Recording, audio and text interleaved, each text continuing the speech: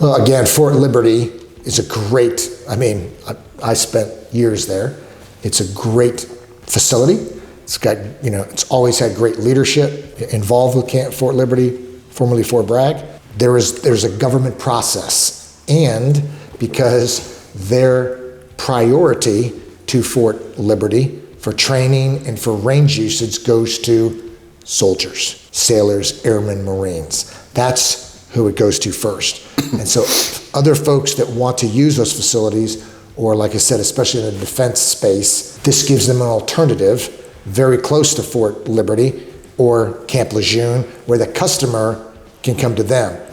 Me, from a business perspective, when I hear defense contractors or defense industry folks trying to work with their defense customers, and they are waiting for their customer to figure out when they can get on to Fort Liberty or Camp Lejeune to do that, we suggest to them, why don't you tell them we can be ready to go tomorrow out at the TRC and let them come to you and take that burden off your customer. And so that's what I think is a great tool from a business perspective, is take that off the customer's burden and use it yourself and let the customer just come see what you want them to see. And a lot of the issue also is Fort Bragg or Fort Liberty is a huge base with a lot of needs.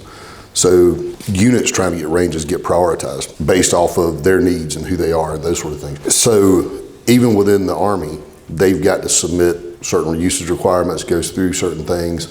It takes a certain amount of time before they can get the range, before they can occupy it. And once they occupy it, they got to go through certain protocol that also takes part of their training time before they get started.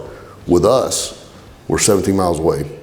It goes back to man hours and the ability to schedule things quickly. And as long as the unit demonstrates a level of safety to us, we allow them to do things here that they may or may not be able to do on government ranges. There's a different level of control, different system in place that runs all the military ranges that we have the ability to allow more flexibility here for their training needs.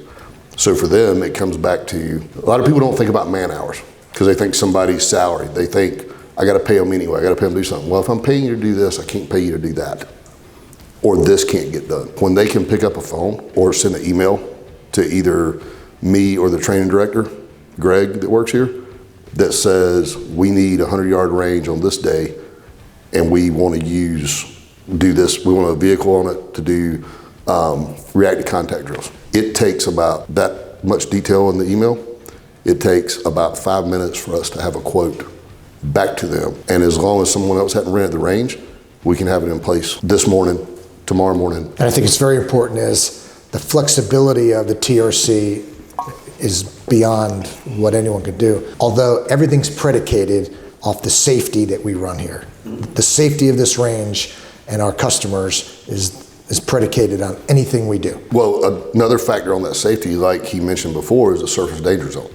We're DoD compliant. So if a commander from Fort Liberty or anywhere else comes here to train, he's not exposing himself to any personal liability. Or the government. By waiving the DoD regulations. They're still in effect here. So a lot of times people don't realize the significance of what they're signing. You go to another facility that maybe they're $5 cheaper. Maybe they're, ran by your friend, whatever else. Maybe they're closer to your house. If they don't have that DoD surface zone, then you are exposing yourself and the government to personal liability. You're exposing your chain of command and everyone else to personal liability. And what you said is there are regulations in place for this. I'm choosing to step outside of that, and it's going on my shoulders. That's a huge advantage from the safety perspective, is we can still do more things. We can do it faster. We can pivot quicker. You don't get bumped off your range by another unit. If you get your range first, it's your range. There's no hierarchy where you get bumped because someone else needs it that day, so you waste a day, show up for training, get told, hey, yeah, sorry, you guys got bumped because this unit gets higher priority, go find something else to do for the day. All those things are there. And to me, the man hours thing is huge. It just really is, because I got in debate with someone before because they were trying to figure out a way to pick up brass. I said, why do you think the Army still has soldiers walking the line picking up brass? They were like, because they're free. I said, no, they're not. Nobody's free. If they're picking up that brass, that means they can't be cutting the grass, which would mean you wouldn't have to pay someone to do that. But whatever it is, they do nothing for free. Everything costs. You could have them doing some other function to service the range as opposed to having contractors or someone else. So man hours are never free, and the flexibility and speed at which we can do things, I think, is a huge, huge advantage when you have, as far as I know, every government organization out there, whether it's law enforcement, military, or whatever else, is probably running lean on people right now, from everything I've heard.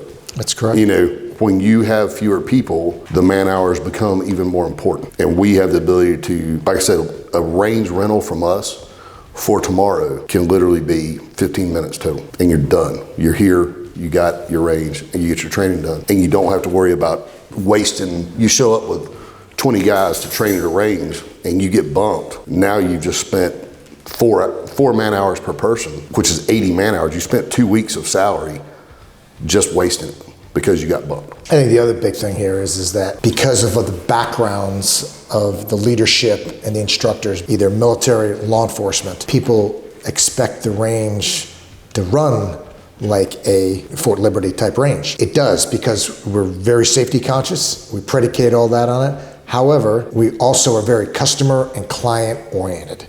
So like Brian said, you come here, you don't pick up your brass. You know, you come in, you enjoy your day, you shoot, you know, you fly your drone, you know, you come out, do whatever you want to do at this facility here, and then you go away, and we handle that. A lot of folks, we have the ranges set up. They might have certain requirements that they want to do. We'll have that set up so when they come on, you know, whether it's a military unit, a law enforcement organization, a civilian organization, you know, we help them get those things set up so when they come here, they are literally very similar to playing their round of golf and enjoying themselves and don't have to worry about all the backside issues. Again, that being said, with the safe surface danger zones that we have here, we've also, over the years, took the time to make sure that we had the facility set up. So we have an ARMAG, which is DoD compliant, for weapon storage, ammunition storage, that's all lined in technically for law enforcement. So, you know, units have come here, they leave their weapons, they can leave their ammunition, already have it pre-staged, so when they show up, they can grab their stuff and go. And they're not wasting man hours and just time doing those administrative tasks that you have to do to move those things along. So it's to me, it's a no-brainer to have to come to a place like this to help facilitate their training, customers' training. By using that ARMAG, their units save 3 hours a day, if not more, dependent on how they have to do things, by not having to check out stuff every morning, turn it in every evening. So instead, if you're doing 5 days of training, you can either spend 15 man hours a week out of your 40 hours just getting your gear, or you can spend 6 hours out of 40 giving you 34 hours of actual training. So it comes back to those things. And also to add on the safety stuff here, when I say we can do more things here, people can do on a lot of ranges, it's not because we waive safety rules. It's because the experience and skill level of our instructors and other people that work for us we can set things up safely and control them, which seem like we're doing, well, not seem, we are doing more realistic training, but we're actually just as safe or safer than the other ranges.